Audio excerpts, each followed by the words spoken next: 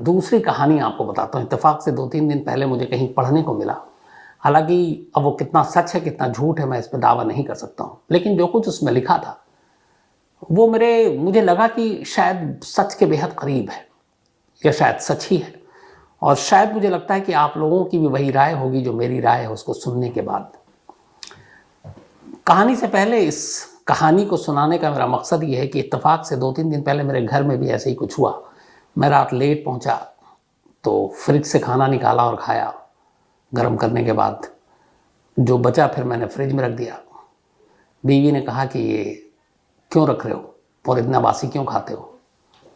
मैंने कहा कोई बात नहीं, अगले दिन खा लेंगे। इधर आपको पता है अभी बकरीद भी था, तो कुर्बानी होती है। आमतौर पे जो लोग होते हैं वो बाकी चीज़ें फ्रिज में भी सहेज कर रख लेते हैं, बाकी काम आएगा। तो ये उस दिन बीवी का टोकना कि क्यों रख रहे हो, कल के लिए ख़त्म करो या किसी और को दे दो।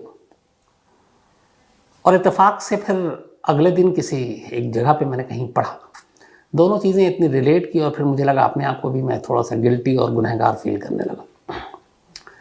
पहले वो कहानी सुनाता हूँ जिसकी वजह से ये सारी सोच आई है, और शायद उस सबसे आप लोग भी कहीं ना कहीं गुजरे होंगे। ईरान में तब बादशाहत थी, आपको पता है ईरान क्रांति, ईरानी रेवोल्यूशन के बारे में मैंने कहानी भी सुनाई आपको। तो उस वक्त वहाँ बादशाह की हुकूमत थी और ये 70s 80s की बात है। तो बहुत सारी चीज़ें थी। बादशाही के ख़िलाफ़ ईरान के लोगों ने विद्रोह किया था। उनका इल्ज़ाम ये था कि जो बादशाह है वो वेस्टर्न कल्चर, जो कल्चर है, पश्चिमी सभ्यता को ईरान पर थोप रहा है, और उसके लेके बहुत सारी चीज़ें हुई। उसी दौर की ये कहानी थी जो किसी ने जिक्र किया था। उसमें यह था कि ईरान का एक गांव था और उस गांव में अचानक 70s 80s के दौर में फ्रिज और टीवी पहुंचना शुरू हुआ। अब यह था कि फ्रिज और टीवी हर एक आदमी तो खरीद नहीं सकता था। तो कहते हैं कि उस वक्त वहाँ की शाही परिवार ने ये कहा लोगों से कि ठीक है, आप लोग एक मुश्त पे ना खरीद सको तो EMI यानी किस्तों पे खरीद लो, आप किस्त में पैसे देना। अपने यहाँ भी ये चलन बहुत था, आज भी खैर है, EMI और ये सारी चीज़ें और किस्त पे लोन पे लेकर। तब एक होता है कि जैसे कोई 5,000 की चीज़ है, 500 रुपये महीना अगर हम दे रहे हैं तो बर्डन नहीं पड़ता, लगता चलो 500 रुपये कट जाएगा। तो एक तरह से आपकी लत लगाने की भी कला है। जैसे अंग्रेज़ों ने पहले हिंदुस्तान आने के बाद चाय मुफ्त में बांटी, जब लोगों को आदत हो गई, चाय की लत लग गई, फिर उन्होंने उसको बेचना शुरू किया। तो वही चीज़ें ये थी कि पहले उन्होंने इसको सस्ते दामों पर आसान किस्तों में बेचना शुरू किया, लोगों ने भी टीवी और फ्रिज खरीदना शुरू किया, और फिर घर घर में टीवी और फ्रिज पहुंच गया। बट आज मैं बात सिर्फ फ्रिज यानी रेफ्रिजरेटर की कर रहा हूँ। तब उस गांव में पहुंच गया, उसके बाद धीरे धीरे वक्त गुजरा, फिर ईरान में बादशाहत चली गई, और उसके बाद वहाँ पे क्रांति के बाद नई सरकार और सारी चीज़ें आई। लेकिन उस गांव में कहते हैं उसके बाद कई साल बीतने के बाद अचानक उस गांव के लोग और सारे बड़े बुजुर्ग बैठे और एक फैसला लिया। उन्होंने कहा कि हम लोग अब फ्रिज का इस्तेमाल नहीं करेंगे, और हर घर ने यह तय किया सारी बातचीत मीटिंग के बाद कि हाँ ठीक है, नहीं करेंगे। कुछ लोगों ने फ्रिज को फेंक दिया, कुछ लोगों ने अपने दूर दराज के दूसरे इलाके के जो दूर उनके शहर या दूर गांव में उनको वो फ्रिज दे दी, पर पूरे गांव ने अपने अपने घरों से फ्रिज को बाहर निकाल दिया।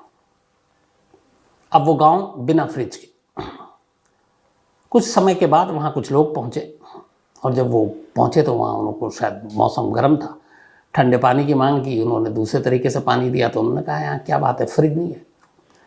तो फिर उसे धीरे धीरे पता चला तमाम इलाकों से कि इस गांव में, ईरान का शायद एकलौता गांव है जहां लोग फ्रिज इस्तेमाल नहीं करते और फ्रिज को घर पे रखते ही नहीं है। उसे बड़ा शौक लगा कि ऐसा क्यों। फिर कहानी पता चली। उन्होंने कहा कि जब ये फ्रिज आया इस गांव में तो उसके बाद लोगों के दिल तंग हो गए। अब दिल तंग क्यों हुए, पूरी कहानी बताई। बोला पहले हमारे गांव में कोई भी भूखा नहीं सोता था। फ्रिज के आने से पहले हर शख्स खाना खाकर ही सोता था, और उसकी वजह यह थी कि और लोग भी खूब अपना भरपेट खाना खाते थे। किसी भी घर में खाना बना तो अब फ्रिज और बाकी चीज़ें तो है नहीं, मौसम कुछ भी हो सकता है। अब गर्मी का मौसम है, खाना बच गया अगर सुबह तक आपने इस्तेमाल नहीं किया वो ख़राब हो जाएगा, सड़ जाएगा, बदबू आने लगेगी, तो आपको फेंकना पड़ेगा। तो फ्रिज के आने से पहले कल्चर ये था कि उस गांव में जहाँ भी खाना बनता लोग भरपेट खाते, ये सोच कर कि इसको बचाना नहीं है, और खाना इजाफा ज़्यादा होता तो फिर वो कहते कि चलो किसी गरीब, किसी ज़रूरतमंद, किसी भूखे, किसी पड़ोसी को पूछ लें।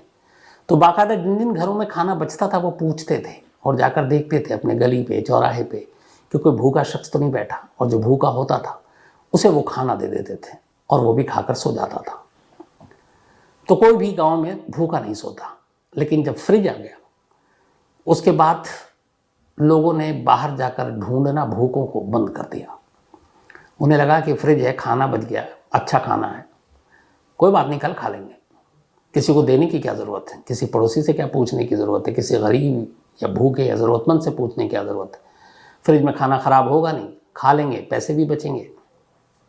धीरे धीरे लोगों ने अब खाने को फ्रिज के अंदर रखना शुरू कर दिया और फिर अगले दिन, उसके अगले दिन इस्तेमाल करना शुरू कर दिया। उससे ये हुआ कि जिन लोगों को उम्मीद होती थी रात को कि इनके यहाँ खाना बचेगा, फिर हमारा पेट भरेगा, उनके मुंह से वो निवाला छिन गया।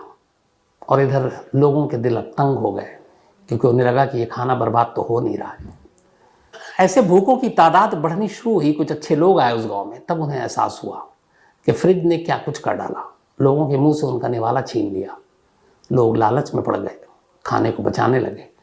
और तब कुछ लोग आगे आए और उन्होंने फैसला किया कि इस छोटे होते जा रहे दिल को, और जो तंग होता जा रहा दिल, इसको दूर करने का एक ही तरीका है, फ्रिज को घर से बाहर फेंक दो ताकि जो जिसके हिस्से का निवाला है उस तक पहुंच सके, और खाना भी बर्बाद ना हो। आप फालतू ना बनाएं, जितनी भूख है उतना ही बनाएं, क्योंकि आपको पता है आप फ्रिज तो है नहीं, जो बच गया वो ख़राब होगा।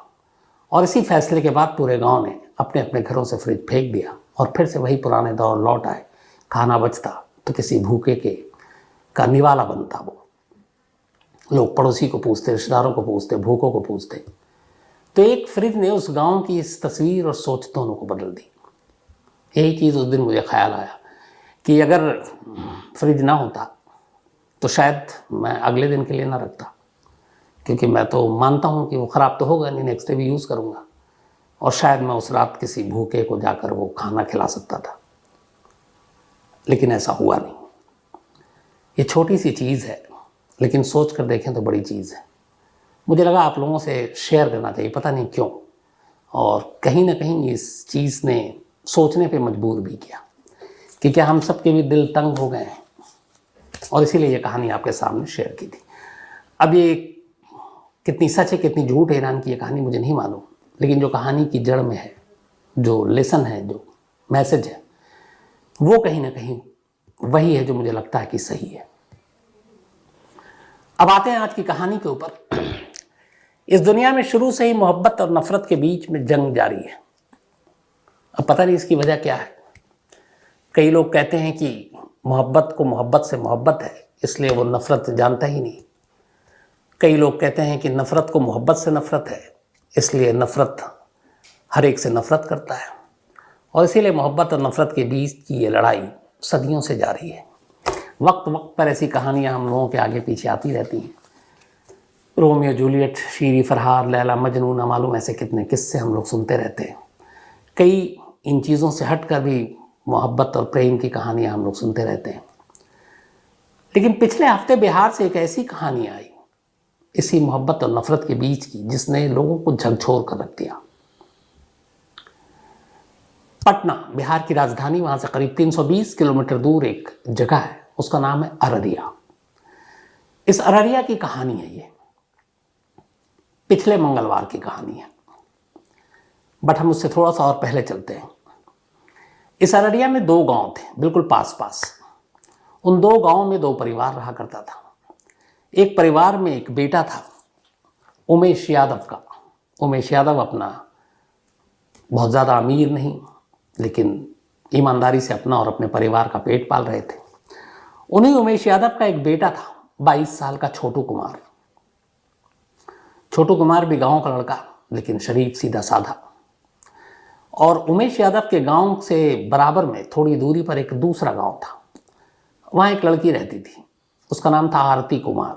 उसकी उम्र करीब 21 साल। आरती का परिवार छोटू के परिवार से थोड़ा ज़्यादा खुशहाल था, पैसों के मामले में थोड़ा दबंग भी था। अब इत्तेफाक से जो छोटू कुमार का ननिहाल था, उसकी नानी और मामा जो रहते थे वो आरती के गांव में रहते थे, तो अक्सर छोटू और उसके परिवार का अपने मामा के घर आना जाना लगा रहता था। 2 साल पुरानी बात है। अच्छा, आप जब चूंकि गांव में आना जाना था, ननिहाल था छोटू का, तो वहाँ लोगों से भी मिलता जुलता, और बच्चों के लिए नानी और मामा का घर हमेशा अच्छा होता है। मैं खुद हमेशा ये बात मानता हूँ, क्योंकि मेरे भी बचपन की ज़्यादातर छुट्टियाँ मामा या नानी के घर पे ही गुजरा करती थी। तो छोटू भी अक्सर अपनी मामा और नानी के घर जाता, और वहीं पे उसकी कई लोगों से दोस्ती। उसमें से एक लड़का था, वो लड़का आरती का भाई था। आरती के भाई से उसकी दोस्ती होगी। हालांकि वो कभी आरती के घर नहीं गया, ना अपने उस दोस्त के, लेकिन दोनों की दोस्ती हुई। फिर आजकल मोबाइल का ज़माना है, दोनों ने एक दूसरे से नंबर लिया, मोबाइल पे बातचीत भी होने लगी। 2 साल पहले इसी मोबाइल के ज़रिए आरती के भाई के पास चूँकि छोटू का नंबर था, छोटू बात करता था, वो बताता था। तो एक दिन आरती ने भी छोटू से बात कर ली। 2 साल पहले उनकी पहली बातचीत हुई। बातचीत में लगा कि दोनों की बहुत सारी चीज़ें मिलती जुलती हैं। इसके बाद अब फिर आरती ने अपना नंबर दिया छोटू को, छोटू ने अपना। अब आरती और छोटू दोनों आपस में बातचीत करने लगे।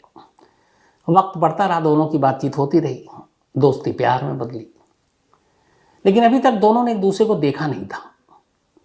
आरती अमूमन घर से कम निकलती थी, छोटू अपने मामा के यहाँ भी जाता तो आरती के घर नहीं जाता था। तो दोनों की मुलाकात नहीं हुई, दोनों ने एक दूसरे को देखा नहीं।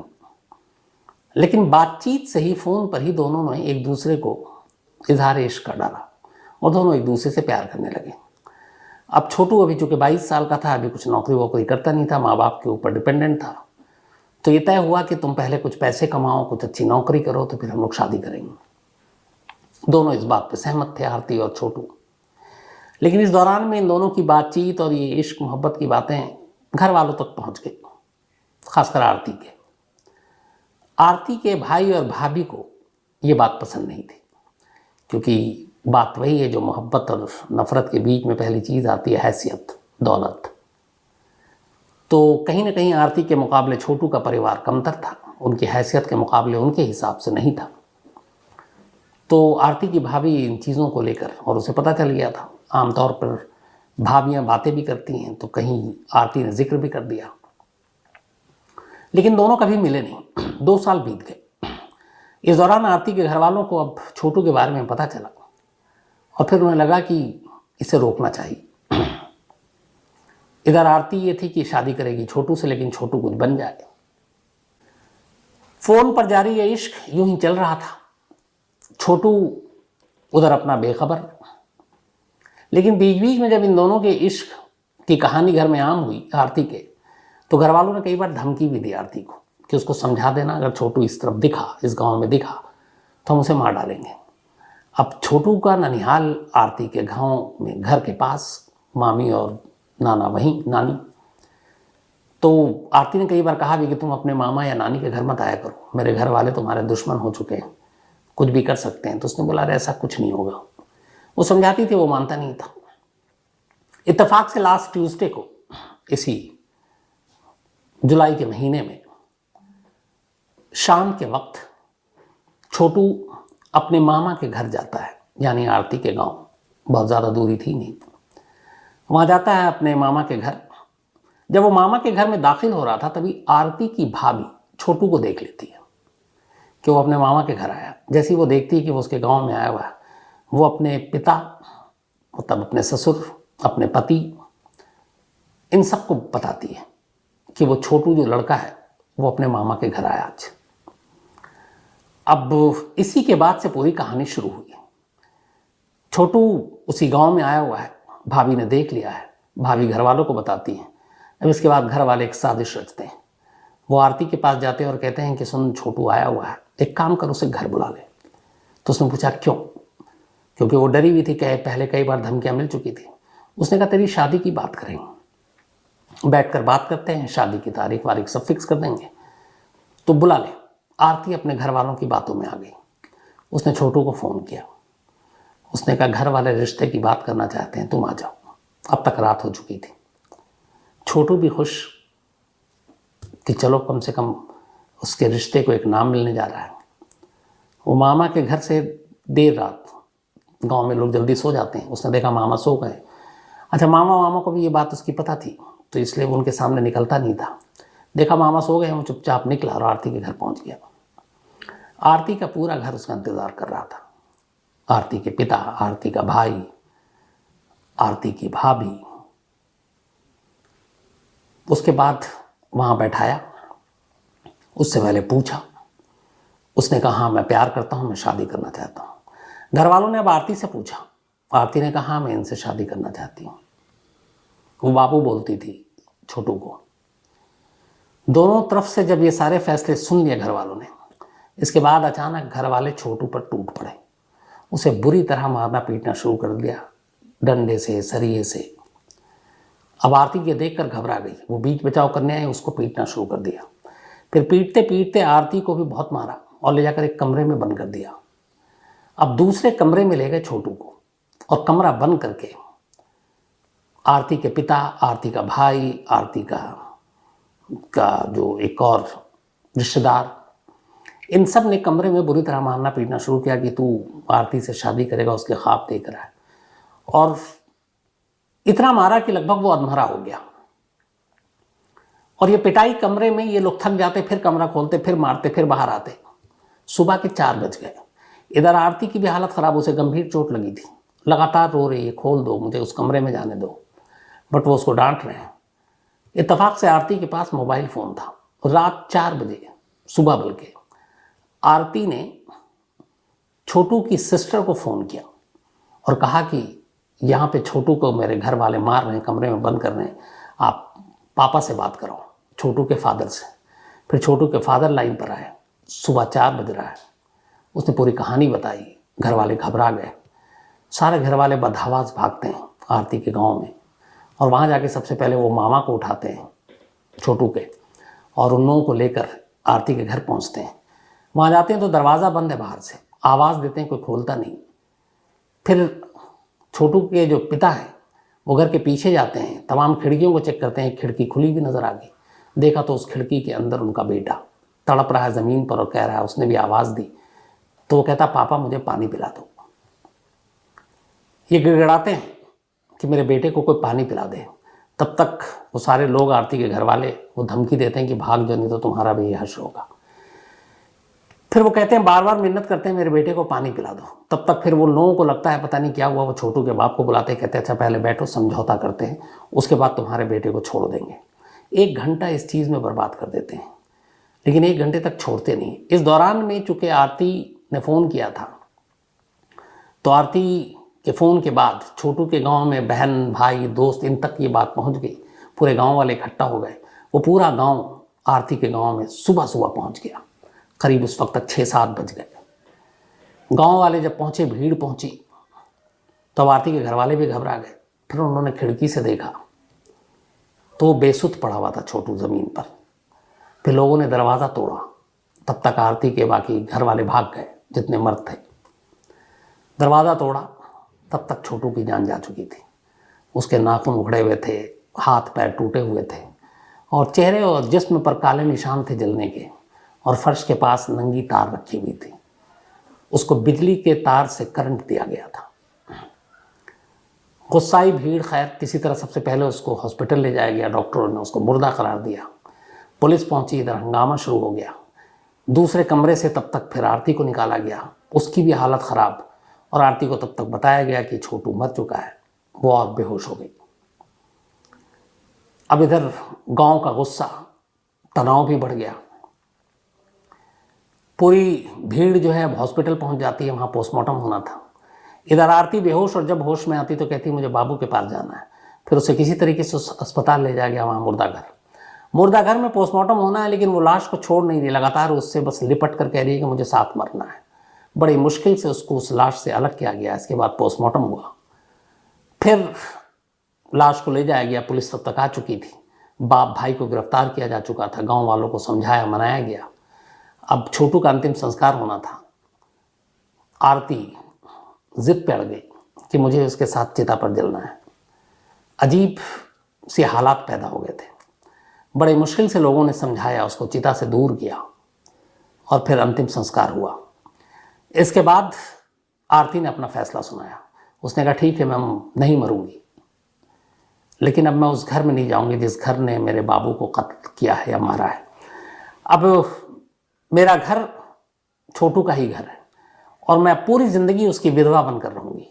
यहाँ मैं शायद बहू बनकर आती, शादी होती तो डोली यहाँ आती, लेकिन मेरे घर वालों ने अर्थी उठा दी, तो अब किसी और से शादी का तो सवाल ही नहीं है। यही मेरा घर है और अब मैं यहीं एक छोटू के विधवा के तौर पर अपनी पूरी ज़िंदगी गुजारूंगी। और कमाल ये कि जिसके बेटे को जिस लड़की के घर वालों ने मौत के घाट उतारा, उस छोटू के पिता उमेश यादव ने भरे गांव के सामने कहा कि आज से आरती मेरी बहू या बेटी नहीं बल्कि मेरा बेटा है।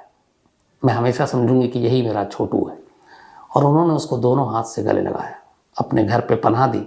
इससे पहले उसकी हालत ख़राब थी, उसे पीटा गया। छोटू के पिता उसको प्राइवेट नर्सिंग होम में ले गए, वहाँ उसका इलाज कराया, 3-4 दिन तक वहाँ रही। जब वो थोड़ी ठीक हो गई, इस दौरान में आरती के मौत की भी खबर वायरल झूठी फैल गई थी, लेकिन वो जिंदा थी। इसके बाद छोटू के पिता उसको डिस्चार्ज कराकर अपने घर लाते हैं और अब आरती उन्हीं के साथ, उनका बेटा बनकर, उनके बेटे के तौर पर। और उन्होंने कहा कि अब आरती की जिम्मेदारी मेरी है। बेशक मेरा इस दुनिया में बेटा नहीं रहा, लेकिन आरती हमेशा अब मेरे साथ रहेगी। बहुत सारी दुनिया में लव स्टोरी सुनी होगी, लड़का लड़की, प्यार मोहब्बत, नफरत, मार देना, लेकिन यहाँ एक बेटे का कत्ल होता है।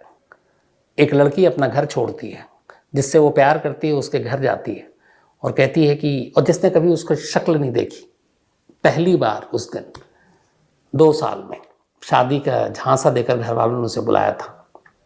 और इस लड़की का इंटरव्यू है। उसने कहा था, जब फ़ोन किया तो उसने कहा आ जाओ, तो छोटू ने पूछा था क्यों बुला रही हो।